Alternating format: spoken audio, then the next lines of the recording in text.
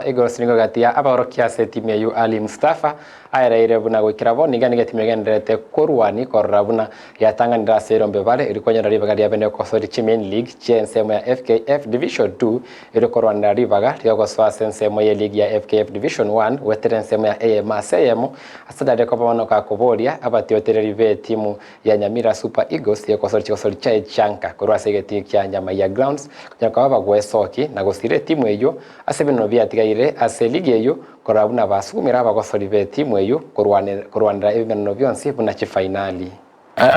Mupiro yore ku very crucial kiagera each match is like a final esetore kiagera amani babwate 32 points tobwate 28, so we need to win all our remaining matches, more so away matches kiagera toko win away matches amani na baromba bwate away tough matches.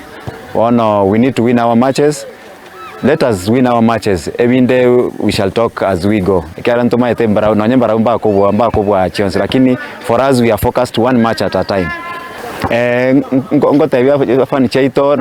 Kisumu, let them come out in big numbers. They have been coming, lakini babo naende baiche so bonge to ende Kisumu naende mepire yeto gwa kiraganya maya na ero baisokie so bonge because tutagete support yabo because they are the 12th player esegetie kekianya maya.